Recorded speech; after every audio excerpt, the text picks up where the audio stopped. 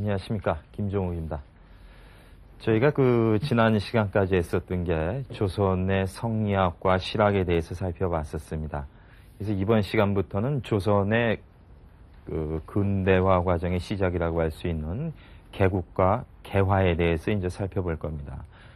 저희가 아편전쟁과 개화파라는 상당히 큰 부제를 가지고 서양식 구분이라 하면 이제 근대사에 해당되는 부분을 서양과 동양을 아주 자세히 한 20여 회에 걸쳐서 살펴왔는데, 이제 그 파트가, 그러니까 근세사에 해당되는 파트가 거의 종착점에 왔다, 이렇게 볼 수 있습니다.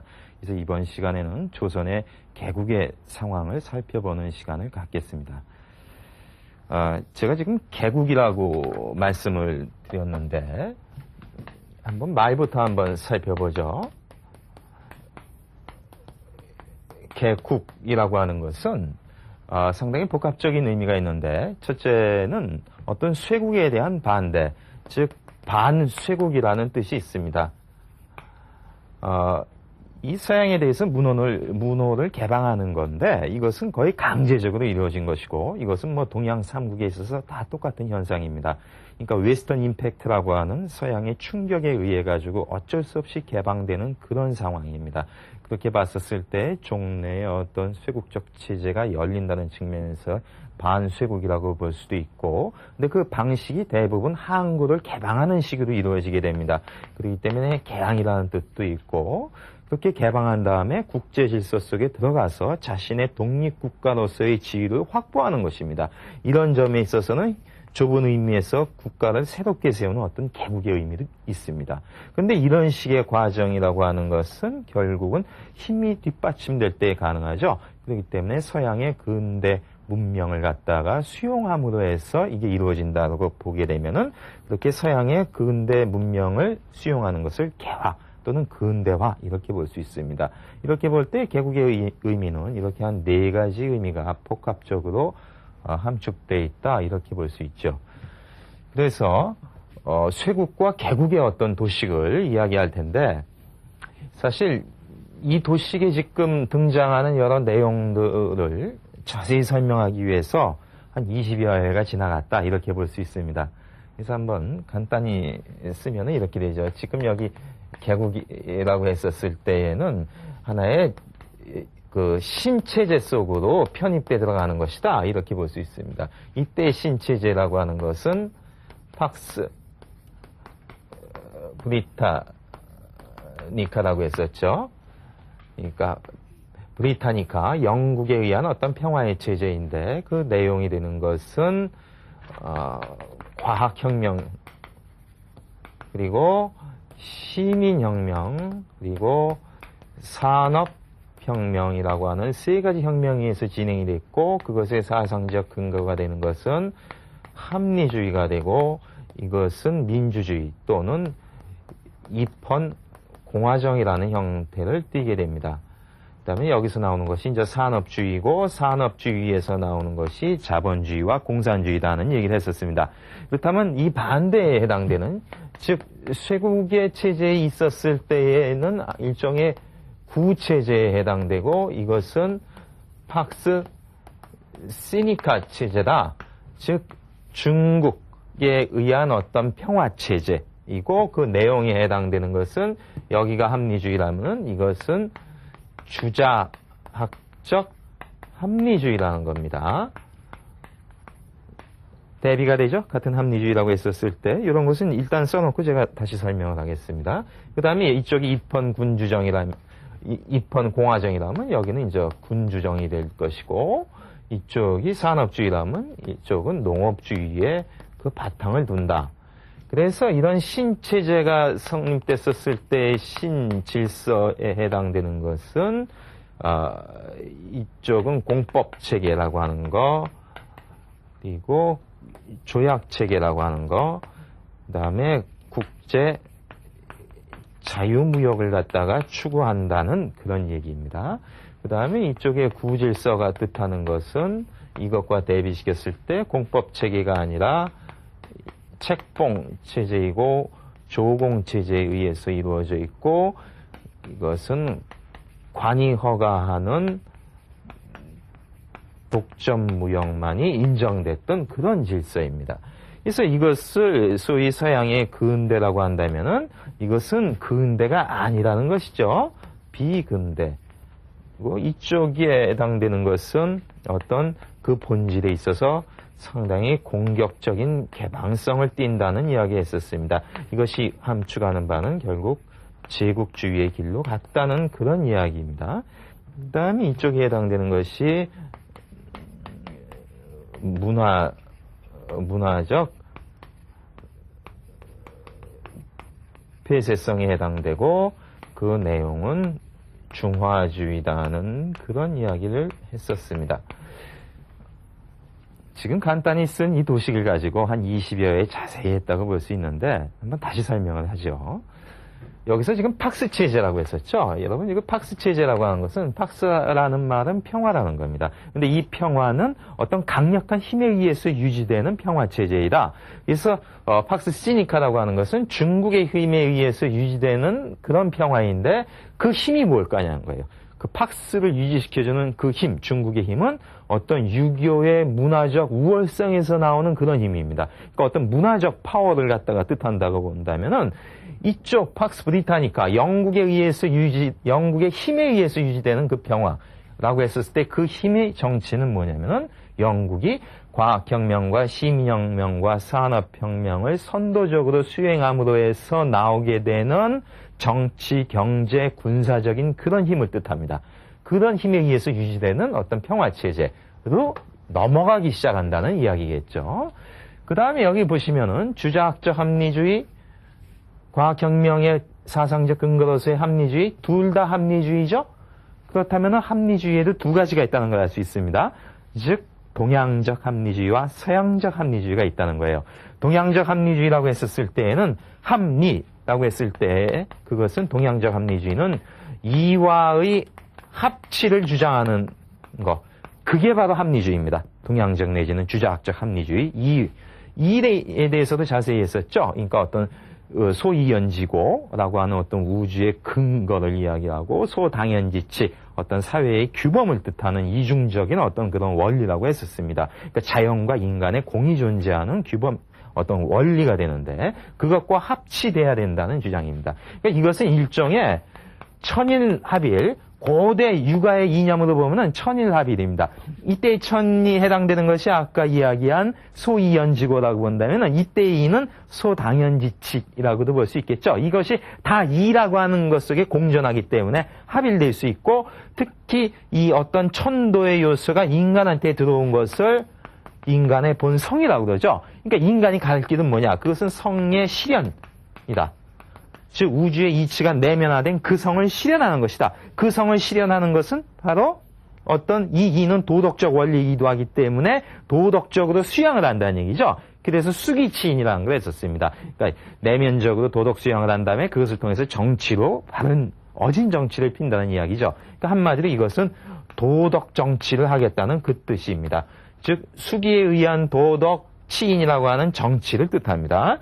그 다음에 이것은 어떤 사회의 기강 확립, 어떤 질서 유지 이런 것을 추구하는데 그렇기 때문에 그 어떤 이라고 하는 우주적 도덕적 원리를 통해서 어떤 의무를 강조하는 쪽을 갔던 그런 논리라고 볼 수 있습니다.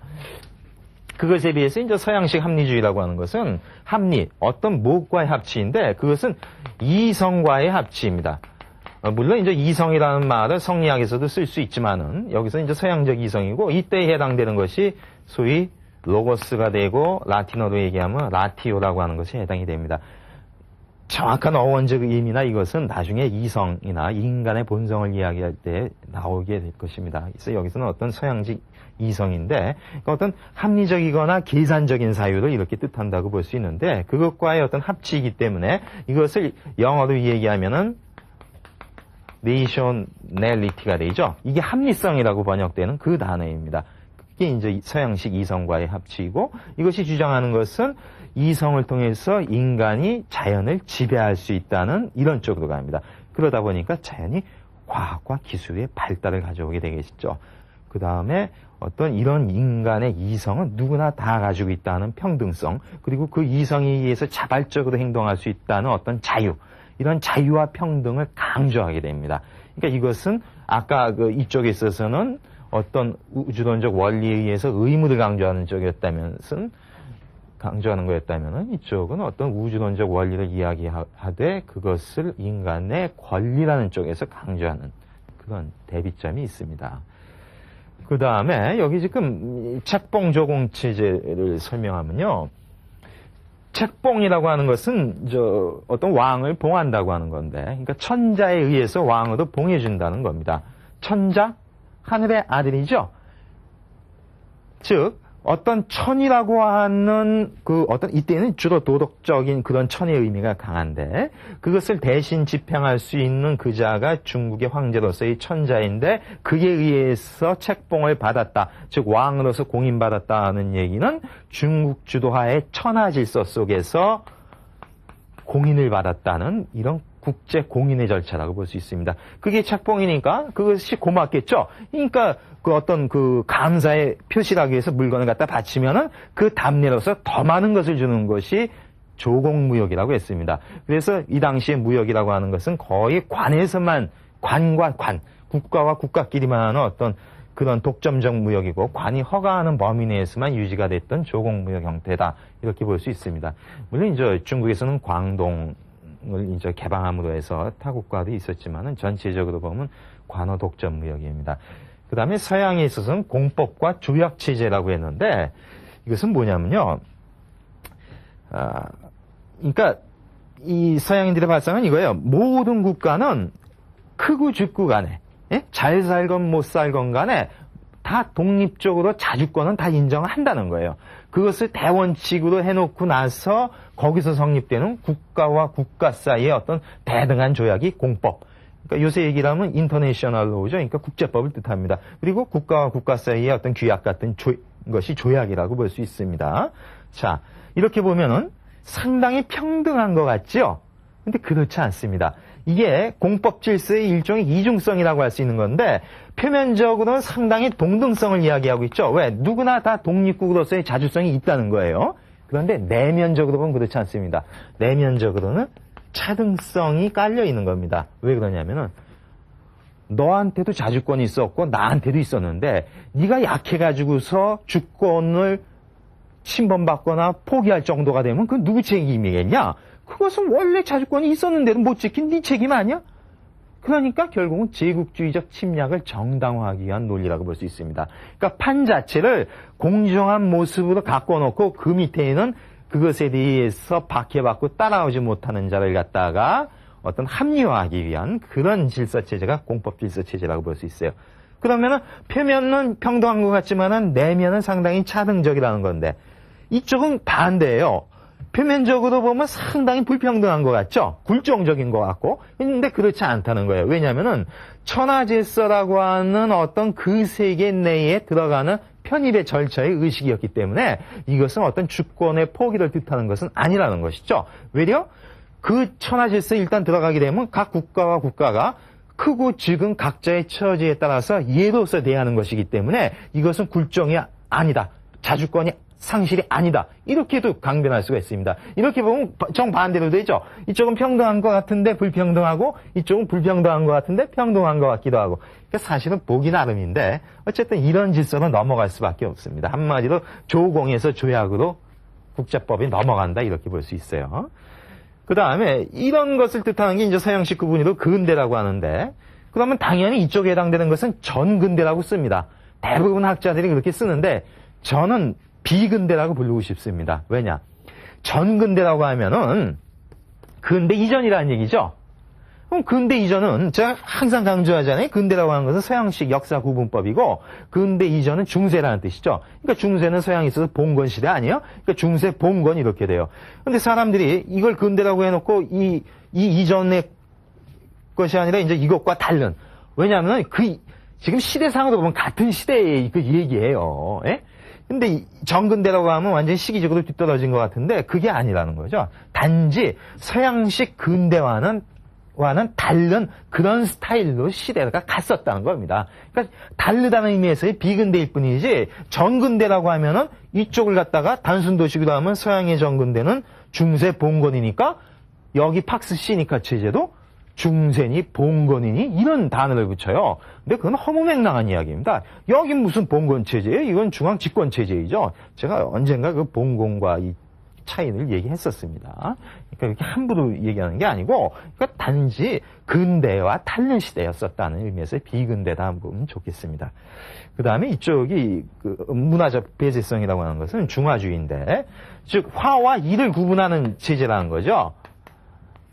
화와 이 중화와 오랑캐인데, 이때의 중화는 어떤 유교 문화권에 편입된 그 천하 질서 내에 들어온 것이 화가 된다면 그 밖의 것은 이가 되는 거예요. 비유교적 문화권. 그러다 보니까 유교와 비유교 사이에 어떤 단절적 폐쇄성이 성립되고, 이것은 문화적인 어떤 폐쇄성의 의식이다, 이렇게 볼 수 있습니다. 그 다음에 여기 공격적 개방성이라고 하는 것은 이런 세 가지를 통해서, 이쪽 합리주의를 통해서 어떤 이성의 확대가 나오고, 시민혁명을 통해서 권력의 분산이 나오고, 이쪽 산업혁명을 통해서 기술의 확대, 이런 어떤 확대와 분산이라고 하는 것은 일종의 개방적인 거라고 볼 수 있죠. 근데 그 개방성이지만은 사실은 공격적이라고 하는 것이, 이런 것이 나중에는 결국은 여기에 바탕을 두고 성립한 군사력과 정치력, 경제력을 타국에 강제적으로 강요한다는 이야기죠. 그런 것이 바로 제국주의다, 이렇게 볼 수 있습니다. 이런 식으로 이제 어떤 대비가 되는데, 결국 이런 체제에서 이런 체제로 넘어가는 그 과정이 바로 개국이고, 이런 것을 제대로 한번 쫓아가서 해보겠다는 그 과정이 근대화 내지는 개화, 이렇게 볼 수 있습니다. 이제 동양삼국, 특히 조선의 역사는 어쨌든 이쪽으로 갈 수밖에 없는 그런 운명에 처해 있다, 이렇게 볼 수 있습니다. 자, 그런데 그 운명의 상황이 그렇게 아주 쉽지만은 않았습니다. 그것을 한번 묘사를 해보겠습니다. 제가 지금 읽을 부분은 페어뱅크라고 하는 유명한 동양사학자가 쓴 동양문화사라는 부분에서 제가 발췌해 온 것입니다. 한번 이 조선의 이 운명을 아주 잘 묘사한 것 같아서 한번 제가 읽어보겠습니다. 19세기의 대외 접촉에 대한 조선의 반응은 이중적인 불리함을 갖고 있었다. 중국의 조공제도라는 보호막 안에서 이 나라의 지도자들은 바깥 세계와의 관계에 대하여 월남의 지도자들보다도 준비가 덜 되어 있었다. 여기서 왜 갑자기 월남이 나오냐면요. 이 지금 이 팍스 시니카 체제에서 조공책봉 체제, 특히 조공 체제의 양대 산맥이라고 할 수 있는 것이 조선과 월남입니다. 청대에 가면은 일본 같은 경우에는 청에 대해서 조공을 바치지 않기 시작을 합니다. 그렇기 때문에 그 중요한 요소가 되는 것이 월남과 조선이 되기 때문에 지금 비교를 하는 거예요. 월남과 조선을 계속. 그러니까 월남보다도 그 준비가 덜 돼 있었다라고 하는 것이 첫 번째 불리함이라고 볼 수 있죠. 그 다음에는 그러나 조선의 문이 열렸을 때에는 열강의 경쟁으로 인해 조선에 가해진 압력은 월남의 경우보다 훨씬 더 크게 되었다. 한 나라가 아닌 5나라가 한꺼번에 서울로 밀려 들어왔으니 중국과 일본의 군대, 러시아와 영국과 미국의 외교관, 그리고 카톨릭과 프로테스탄트의 선교사들이 모두 다원적 대외 관계에 대한 어떠한 전통이나 경험도 갖지 못한 이 은둔의 왕국에 저마다의 영향력을 행사했던 것이다. 조선인들은 처음부터 당황하고 있었다. 조선의 특수한 상황입니다. 심했다는 이야기죠. 타국에 비해 있어서도. 여기서 많은 이야기를 할 수 있는데, 군대 같은 경우에는 중국과 일본의 문제였었습니다. 그러니까 우리가 조선 그 개국의 여러 그 상황을 이따가 그 특징을 이야기하겠는데, 이 군대 파견 문제에 있어서는 중국과 일본이라고 볼 수 있어요. 따라서 어떤 조선의 내정 간섭이나 압력을 가하는 가장 큰 등치들도 중국과 일본이었다고 볼 수 있고, 그 백그라운드를 형성하는 것이 러시아, 영국, 미국이고, 그 밑에 이제 어떤 종교, 특히 처음에는 그 천주교가 들어왔지만은 그 이후에는 이때쯤 되면 이제 개신교가 본격적으로 들어오게 되는 아주 복합적인 이런 것이 한꺼번에 밀려 들어오는데, 그 어떤 것도 받아들일 준비는 전혀 돼 있지 않았다는 겁니다. 월남보다도 못했는데 월남은 먼저 망했죠. 그렇다고 본다면 사실은 조선이 망하는 것은 시간 문제였다 이렇게까지도 볼 수 있는 겁니다. 월남에 비유한다면. 참 참담한 역사를 이번 시간에 이야기할 겁니다. 이런 상황에서 이제 조선이 개국이 되는데 그 개국이 되기 전에 어떤 그 국제 정치의 어떤 그 상황을 한번 묘사해 보겠어요. 그러니까 조선 개국에 있어서는 그 청과 일본이 가장 중요한 변수였는데 먼저 일본 상황에 대해서 한번 이야기를 해보죠. 일본과 조선과의 관계는 어땠을까요? 그 물론 이제 임진왜란도 있었지만 임진왜란이 끝나고 나서 또 관계가 상당히 나아져서 서로 이제 그 왕래가 있었습니다. 그런데 그것이 이제 단절이 돼 있었는데 종래의 어떤 한일 관계라고 하는 것은 일종의 교린 관계였었어요. 교린 관계였다는 것은 서로가 어떤 우호적인 관계를 이제 거의 대등한 입장에서 유지가 되는데 아까 그 팍스 시니카 체제를 얘기를 했는데 그 체제의 어떤 외교 관계의 특징이 크게 보면 4대 관계와 교린 두 가지가 있어요. 4대는 뭘까요? 중국과 청이라고 하는 이런 그 책봉을 해주는 국가 사이의 그 위에 대해서 이제 큰 나라를 존경하는 받드는 4대 체제라면은 그 비슷한 레벨끼리는 서로 우호하는 그런 관계를 교린 체제라고 볼 수 있습니다. 그렇기 때문에 팍스 시니카에서는 이제 4대와 교린 관계인데 따라서 일본과 조선 사이의 관계에도 교린 관계였었어요. 이 교린 관계가 뜻하고 있는 것은 조선의 국왕과 조선의 국왕과 일본은 그 당시에 막부 체제라고 했죠. 그 막부의 장군인 쇼군과 대등한 레벨이었죠. 그렇죠. 교린 관계였었으니까. 왜냐하면 그 당시에 실질적 일본의 지도자가 막부의 쇼군이었기 때문에 대등한 관계였었어요. 그런데 이게 문제가 생기기 시작해요. 뭐냐면은 일본에서 명치유신이 터졌잖아요. 명치유신은 본질이 뭐라고 했습니까? 왕정복고라고 그랬죠. 즉 천황제의 부활이라고 그랬어요. 그래서 천황이 어떤 실질적인 권력을 쥐기 시작했지 않습니까? 그렇게 되다 보면 어떻게 될까요? 그럼 외교 관계에 있어서 볼 때 한일 관계는 여기서 이제 조선 국왕과 그 파트너가 되는 것이 일본의 천황이 되겠죠. 당연히. 그런데 에도 시대의 막부 시대의 천황이 그때 있었지만은 실질적으로는 쇼군이 권력을 행사했지만은 원칙상으로 보면 그래도 천황이 쇼군보다는 위에 있었던 것이죠. 실권은 없었지만은. 근데 그 천황이 다시 복고됐다는 이야기는 어떻게 될까요? 일본 내부적으로 보면은 쇼군보다 천황이 당연히 상위에 있는 자가 다시 복귀가 됐으니까 그 하위에 있는 자와 대등한 관계에 있는 자가 어떻게 대등해질 수 있냐는 거예요. 일본식 단순 논리로 보면 그럴싸하죠. 아니 막부 쇼군보다 위에 있는 자가 어떻게 그 자와 맞먹었던 조선 국왕과 어떻게 같이 놀 수 있냐는 거예요. 우리로 보면 황당한 이야기지만은 일본이로 보면 나름대로 일리가 있는 겁니다. 그랬더니 얘네들이 어떻게 하냐면은 알려줍니다. 자기네들 명치유신해가지고 왕정복구했다고 하는 것을 조선에 통보를 해주는데 그 서한에다가 이런 말을 씁니다. 이 천황을 묘사할 때 황상이라는 단어를 써요. 이것은 종래의 팍스 시니카 체제에서는 중국 황제밖에 쓸 수 없는 그런 단어입니다. 근데 소위 국서라고 하는 것을 이렇게 딱 접수를 해보니까 이 황상이라고 써있는 거예요. 이거 오만방자한 것이죠. 조선에서 보면은 이것은 뭐 청에 대한 4대 문제를 떠나가지고 그러면 결국은 조선도 밑에 놓겠다는 이야기밖에 안 되잖아요. 그러니까 접수를 안 했습니다. 이따위 문서 받을 수 없다 그런 거예요. 그랬더니 일본에서 보니까 기분 되게 나쁜 거죠. 이거 외교상으로 상당히 치욕이다 이런 거예요. 그랬더니 일본 내부에서는 당장 쳐들어가자 이런 얘기가 나옵니다. 이것이 바로 뭐냐면 정한론입니다. 이때부터 나오기 시작하는 것이 이게 바로 명치유신 바로 나고 나서 얼마 지나지 않았어의 얘기인데 여기서 그 유명한 이제 정한론이라는 게 나오기 시작합니다. 그러니까 한국 조선을 갖다가 정벌하자는 그런 얘기입니다. 그러니까 얘네들은 수틀림은 이제 그 조선을 침략하겠다는 임진왜란 이래 이런 생각이 있었는데. 그러니까 외교상 불쾌해서 쳐들어가자는 이야기도 있었는데 사실은 그 밑에 깔린 것은 그것만의 뜻이 아니죠. 훨씬 더 중요한 뜻이 있었습니다. 의도가. 그것은 뭐냐면은 이 당시 명치유신이 성공하고 나니까 과거의 기득권 세력이라고 할 수 있는 사무라이층이 권력이 다 뺏긴 거예요. 그러니까 불만이 많을 거 아닙니까?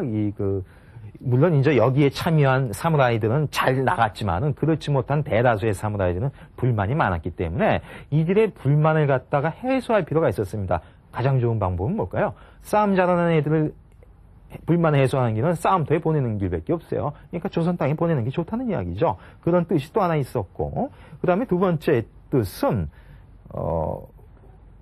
두 번째 이 정한론의 뜻은 이런 게 있어요. 일본 같은 경우에 특히 일본의 군부의 그 정세 판단은 뭐냐면은 한반도는 지정학적으로 봤을 때 일본 열도를 위협하는, 일본의 심장을 위협하는 칼날과도 같은 그런 존재이다라고 하는 대외관이 있었어요. 그러다 보니까 저 조선반도가 현재 상태로 가만히 있어주면 좋겠는데 지금 열강들이 오는 꼴을 보니까 어디에 만약 넘어간다, 조선이 넘어간다고 치면 그것은 바로 일본의 위협이다 생각한 거예요. 그렇다고 보면은 최선의 길은 그때까지 가기 전에 우리가 먼저 접수하자는 그 생각입니다. 그게 있었기 때문에 이런 정한론이 나오기 시작하는데, 그래서 당장 쳐들어가자 이렇게 얘기했는데 그때 마침 이와쿠라 사절단이 그 귀국을 했어요. 뭐냐면 이와쿠라가 이제 대표로 해서 명치 유신 이후에 구미를 배우자 그래서 사절단이 갔는데, 이때 간 사람들이 실제 메이지 유신을 이끌었었던 지도자들이 많이 갔거든요. 근데 이들이 귀국해서 보니까 뜬금없이 조선 쳐들어가자는 얘기가 나오는 거예요. 근데 가서 서양을 보니까 이게 지금 일본의 국력을 보니까 한심하다는 거죠. 근데 이거 가지고 지금 조선 쳐들어갈 때가 아니라는 겁니다. 그래서 반대했더니 결국은 대세에 눌려서 그 주동자였던 사이고 다카모리가 사퇴하고 나가서 그 불만을 가지고 있던 사무라이들과 결합을 해가지고서 봉기를 일으킵니다. 그래서 사스마번에서 봉기를 일으킨 것을 정부군이 가서 무참하게 탄압을 하고 사이고 나카모리는 이제 그 자신이 할복해서 죽죠. 그리고 나서 정한론자들이 그 결국 진압이 됐는데 고마울까요? 조선 입장에서? 뭐 조선이 불쌍해서 진압했겠어요? 그게 아니죠. 아직 때가 아니라는 거예요. 기다려보자는 거죠. 사실은 더 무서운 음모를 위해서 대기하자는 입장에서 진압을 했다고 볼 수 있고, 어쨌든 불만이 팽배했기 때문에 이것을 해소하기 위해서 그 돌파구로서 대만을 쳐들어갑니다. 왜냐하면 그때 일본이 선택할 수 있는 것은 사할린과 조선과 대만, 그러니까 침략 한번 이제 찔러볼 수 있는 게 세 군데였는데, 사할린은 러시아가 있잖아요. 그때만 해도 일본이 감히 러시아에 말 못한 상태이고, 그리고 조선은 아직 그 힘으로서 못 당할 것 같고 청이 버티고 있기 때문에 만만한 게 대만이죠. 대만은 청의 입장에서 보면, 청이라고 해서 만주 쪽이기 때문에 물론 이제 청의 땅이라고 하지만은 어떻게 보면 상당히 관심권 밖이었죠. 그래서 이제 거길 쳐들어가서 재미를 보고 청한테 배상금을 받고 나중에 이제 철군을 합니다. 그래서 나름대로 어떤 자신감을 갖게 되는데, 그런데 이런 과정들이 가고 있는 이 사이에 조선에서는 무슨 일이 벌어지고 있냐면은 대원군이 실각을 하게 됩니다. 그렇다면 이것이 상징하는 건 뭘까요? 조선과 일본에 있어서 대외 관계에 가장 강경론자들이 둘 다 제거됐다는 것을 뜻합니다. 왜? 정한론자였던 사이고 다카모리도 제거됐고, 조선에 있어서는 대원군, 쇄국 정책의 태도라고 할 수 있는 대원군도 제거가 된 상태이기 때문에 자연히 분위기는 수교하는 쪽으로 분위기가 몰아가고 있었다, 이렇게 볼 수 있습니다. 일본의 상황은. 그 다음에 청의 상황을 한번 살펴볼까요? 청 같은 경우에는요, 청은 만주족의 국가이죠. 그러다 보니까 물론 이제 북경의 수도를 정하고 있었지만은 자기들의 그 고향이 만주입니다. 그러다 보니까 어떤 청의 안보 문제에 있어서 가장 중요한 땅이 만주라고 볼 수 있어요. 자기 고향 땅이니까. 근데 이 만주가 위협받는 것을 좌시할 수가 없죠. 근데 한반도가 위태롭다고 하는 것은 결국 만주의 직접적 위협이라고 볼 수 있었기 때문에 그런 차원에서 끝까지 한반도를 자기의 속국, 즉 속방으로서 남아있길 원했었습니다. 이것이 기본적인 대외 정책의 기조라고 볼 수 있어요. 청의 입장에서는. 그러니까 현 상태를 속방으로서 계속 한반도 조선 상태를 유지하자는 거였는데, 근데 가만히 보니까 이게 점점 그 불안한 요소를 띈다는 거예요. 왜냐하면 일본이 지금 대만까지도 와가지고서 한번 시끄럽게 했었는데, 그 일본이 자꾸 그 정한론이라고 하는 것을 내부에서 들고 나오고, 그러니까 이제 그 청의 입장에서는 생각해 보니까 최소한 현상이라도 유지했으면 좋겠다는 거예요. 근데 그러려면은 어떤 강력한 군사력을 통해만 확보하면 되겠는데, 청의 입장이 꼭 그런 건 아니었지 않습니까? 왜냐하면 그때 이제 아편 전쟁이 지고 나서 양무운동 얘기했었죠. 양무운동 통해서 나름대로 어떤 군사력 보강을 했지만은 큰 진척은 보지 못했다고 볼 수 있습니다. 그러니까 이런 상태에서 현상을 유지하는 길은 어떤 그 외교력에 호소할 수밖에 없는데 어쨌든 현재의 그 조선 상태를 유지했었으면 하는데 자꾸 가만히 보니까 이제 일본과 조선이 트러블이 있을 것 같다는 거예요. 정한론이 나오기 때문에. 그래서 조선에 권고를 합니다. 야, 그러지 말고 일본과 수교해도 큰 문제는 없을 것 같다. 왜냐면 그때만 하더라도 일본이 이렇게 큰 힘이 없는 걸로 봤기 때문에 시끄러운 게 싫었던 거예요. 청의 입장에서는. 그래서 그 권고를 이제 그 조선이 받아들였다고도 볼 수 있는데 어쨌든 당시 청의 입장에서는 자신의 속방으로서의 조선을 유지하기 위해서 어떤 개국을 권유하는 그런 입장이었다고 볼 수 있습니다. 그 다음에 우리 조선의 상황은 어땠느냐면요. 이때가 이제 대원군과 관련이 있죠. 대원군이 그 집정을 하게 되는 기간이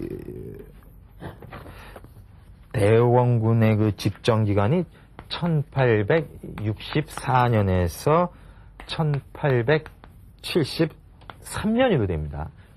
딱 10년을 한 건데 대원군 하면은 그 정책 중에 가장 대표가 이제 쇄국이라고 볼 수 있고 이 대원군의 쇄국이 그 힘을 갖다가 계속 얻게 되는 게 여러분 잘 아시는 병인양요하고 신미양요가 이 대원군의 집정 기간에 나오게 됩니다.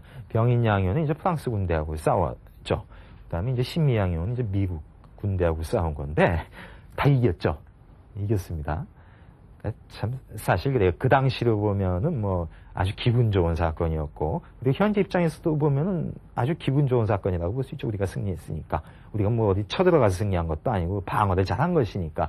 근데 지나놓고 보면은 이때 이게 프랑스고 이게 미국이었는데 이때에 졌더라면 이들에 의해서 개항이 됐겠죠. 예? 이게 중요한 요소입니다. 이때 어쨌든 이들을 막아냈기 때문에 그 다음에 일본에 의해서 개항이 된 거죠. 이따가 제가 일본에 의해서 개항된 의미가 뭔지는 설명하겠지만 아주 부정적인 역할을 가져오게 된 것인데 차라리 어차피 그러니까 이걸 잘 들으셔야 됩니다. 이때 지는 게 좋았다 그러면 저 녀석 이건 매국노 아니야 그럴 텐데 그게 아니라 어차피 그 지경으로 갈 조선의 운명이었다면은 차라리 이쪽 하는 게 나았었다는 거예요. 일본하고 하는 것보다는. 그 의미 이따가 설명할 텐데 상당한 왜곡을 가져왔다는 거죠. 일본에 의해서 개방이 됐기 때문에. 근데 어쨌든 그 전력을 투하하지 않았기 때문에 대원군이 이제 승리할 수가 있었는데 그러니까 강경책은 이 쇄국의 강경책은 더 심화되는 길을 갔던 것이죠.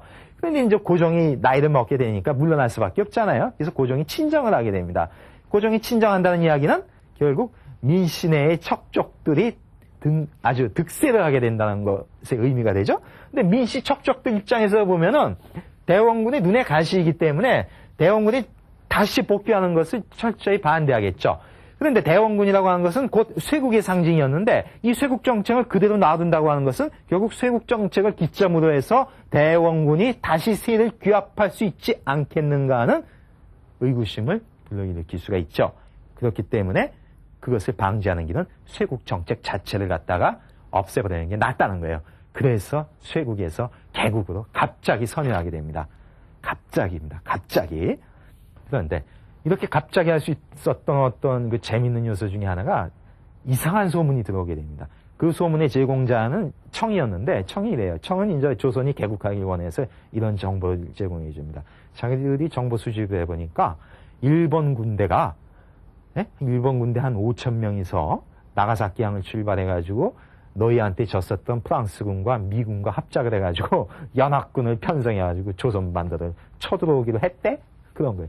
황당한 거죠. 어떻게 당하는 거예요? 그랬더니 야 빨리 하자 빨리 어차피 대원군 때문이라도 쇄국에서 개국으로 갈 바에는 빨리 해치자는 거예요.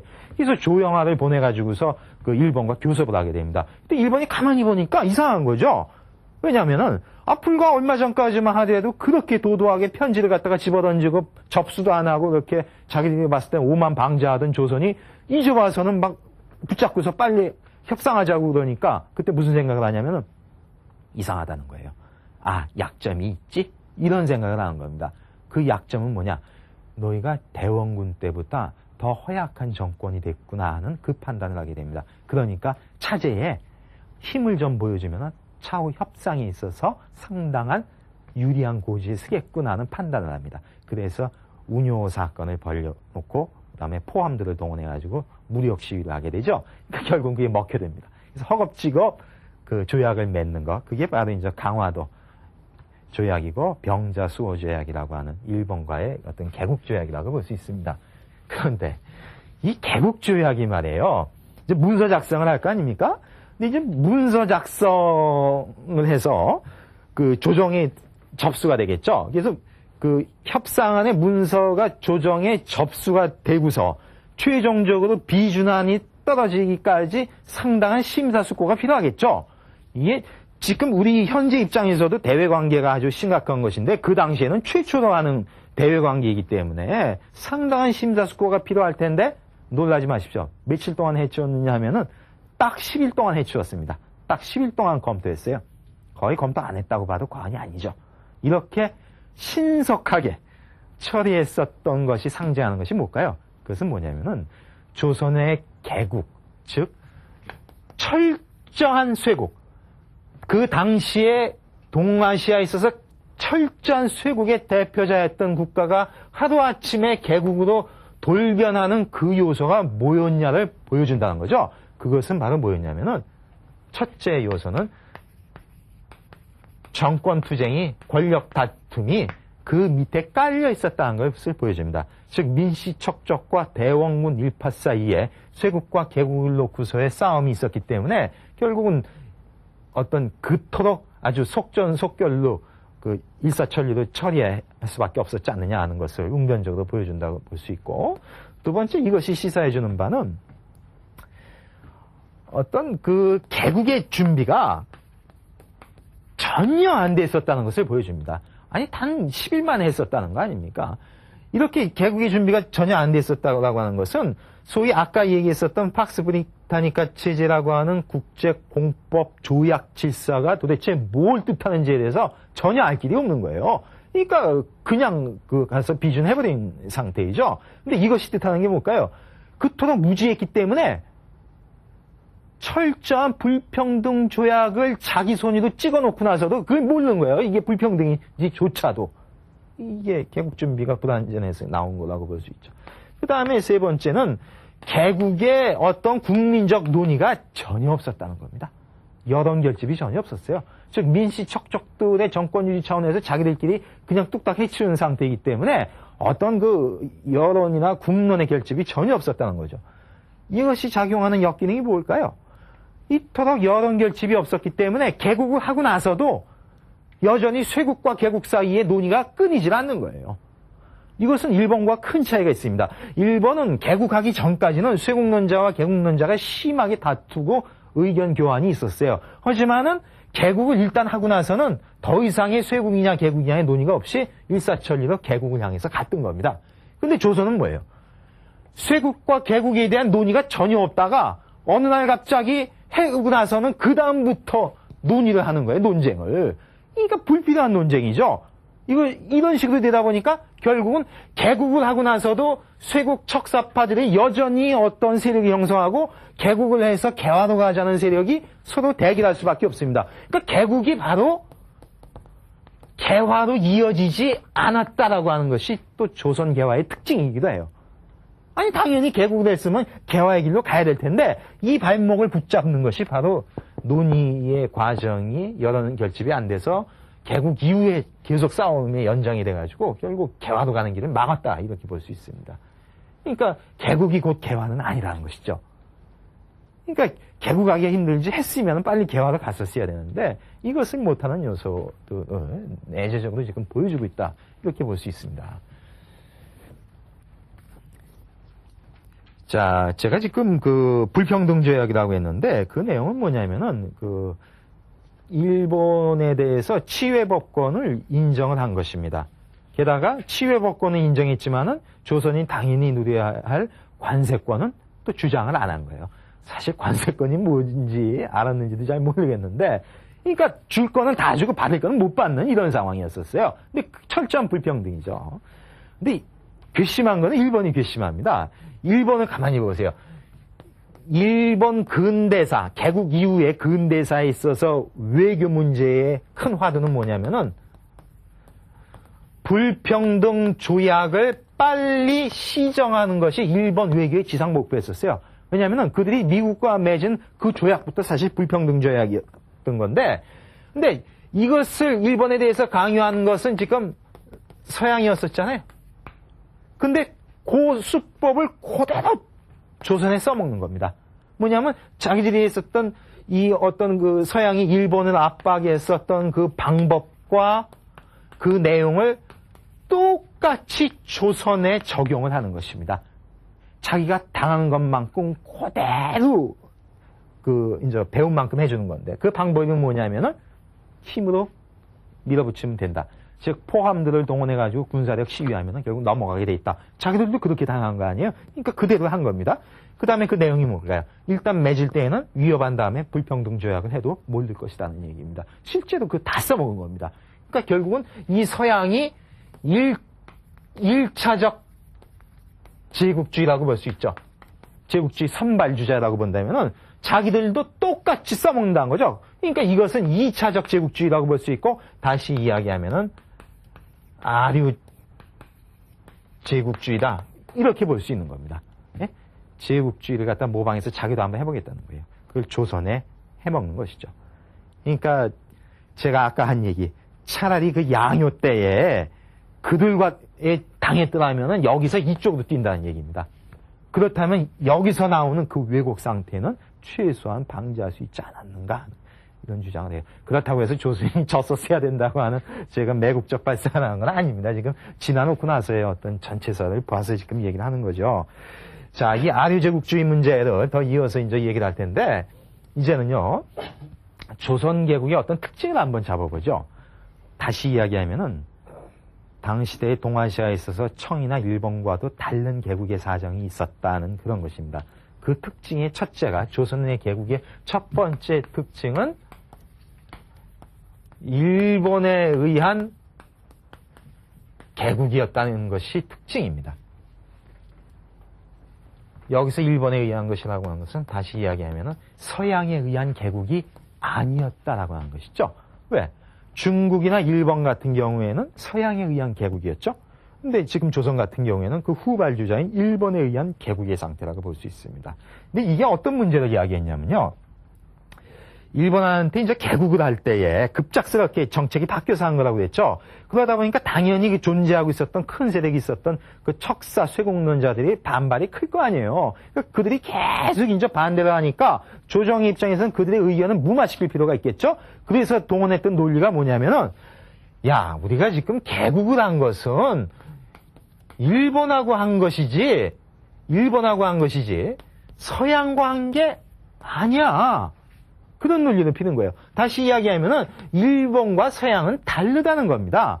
우리가 일본과 개국을 한 것은 종래에 옛날부터 있었던 어떤 교린 질서를 다시 회복한 것에 불과한 것이지, 서양과의 어떤 그 문호를 개방하기 위해서 한 건 아니다는 거예요. 그럴싸 보입니까? 근데 그렇지 않죠. 이것은 본질을 호도하는 겁니다. 왜냐하면은 어쨌든 일본과 개국했다는 것은 일본이 서양에 대해서 개국을 한 것이기 때문에, 따라서 서양과 개국한 것이나 똑같은 효과를 발휘하는 것인데, 그야말로 눈 가리고 아웅 상태라고 볼 수 있어요. 근데 그런 식으로 하다 보면은 결국은 일본에 대해서는 개국을 하지만은 서양에 대해서는 여전히 쇄국이 지속되겠다는 이런 논리죠. 이건 말이 안 되죠. 이런 주장이 바로 척사적 개국론이라는 것입니다. 즉, 일본에 대해서는 개국을 했지만은 서양에 대해서는 척사 쇄국을 하겠다는 것이죠. 즉, 다시 이야기하면 쇄국적 개국론이에요. 앞뒤가 안 맞죠? 모순되는 거 아닙니까? 쇄국과 개국을 같이 한다는 얘기입니다. 이런 식으로 되는데, 근데 이게 식으로 어떤 효과를 가져오느냐? 그러고 나니까 개국을 하고 나서도 쇄국론자와 개국론자가 계속 싸울 수밖에 없다는 거예요. 즉, 쇄국이라고 하는 척사론자와 개국에서 나오는 개화론자가 척사론과 개화론이 계속해서 한 3, 40년을 갖다가 계속 싸운다는 거예요. 그러다 보니까 개화의 과정은 지연될 수밖에 없었다는 것이죠. 이런 개화의 지연 효과는 사실은 서양이 아닌 일본에 의해서 나왔기 때문에 이렇게 됐다 볼 수 있습니다. 그러니까 어떤 일본에 의한 개국의 이런 역효과. 어차피 개국을 했으면 개화를 빨리 신속하게 해야 될 텐데 이것의 지연 효과가 있었다는 걸 알 수 있습니다. 그 다음이 아류 제국주의의 개입이에요. 제가 방금 설명했었죠? 아류 제국주의가 이제 2차적 제국주의, 그러니까 세컨더리 엠피리얼리즘이라고 볼 수 있는데 1차적이 아닌, 즉 선발 제국주의가 아닌 2차적인 어떤 아류 제국주의다. 근데 이때에 해당되는 것이 일본과 청과 러시아를 뜻합니다. 조선에 있어서는. 이거 보세요. 일본이나 러시아는 나름대로 자기들도 산업화나 근대화는 한다고 그러지만은 이 당시로 보면은 그나마 어떤 이런 제국주의적 열강 중에서 명함도 내기 힘든 가장 후속주자라고 볼 수 있습니다. 그렇죠? 그리고 청 같은 경우에는 열강은커녕 반식민지 상태에 빠진 그런 상태라고도 볼 수 있어요. 이런 자들, 즉 자기들 내면적으로는 선발 제국주의자가 되고 싶지만은 못 돼서 발버둥 치는 이 자들이 선택한 것이 바로 조선이었다는 얘기예요. 그러다 보니까 이들 입장에서는 선발 제국주의자한테 계속 당하잖아요. 그 당함에 분풀이 상대로 조선을 잡은 것도 있고, 그리고 당하면서 걔네들한테 배우는 게 있지 않습니까? 그것을 시험 삼아 써먹는 장소도 여전히 조선이라는 얘기예요. 얼마나 한심한 처지입니까? 우리 조선이라고 하는 것이. 이런 아류 제국주의자들에 의해 가지고. 그러다 보니까 얘네들 입장에 있어서는 조선이 개화되는 것을 철저하게 방해할 수밖에 없어요. 왜? 개화돼 놓으면 자기들이 그 효과를 발휘할 수 없잖아요. 그러니까 사사건건의 개화를 방해했어요. 이것이 특징이라는 얘기는 타국엔 그렇지 않았다는 얘기예요. 예를 들어서 청이나 일본 같은 경우에 그 선발 제국주의자들 같은 경우에 일본이나 청이 개화의 정책을 추진한다고 했었을 때 그것에 대해서 시비를 걸지 않았었어요. 그게 왜 망했느냐? 그것을 저지하는 것은 내부적인 문제였었지 외부에서 간섭하지는 않았다고 볼 수 있습니다.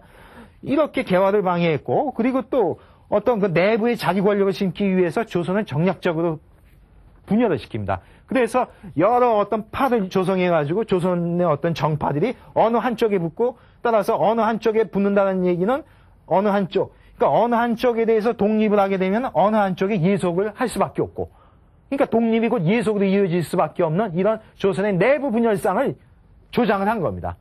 그러니까 결국에는 개국을 했으면 개화로 갈 텐데 그것이 지연되고 방해받을 수밖에 없는 숙명적 외압의 요인을 떠안고서 조선 개국이 시작됐다고 하는, 이것은 딴 나라에서 가질 수 없는 조선만의 특징입니다.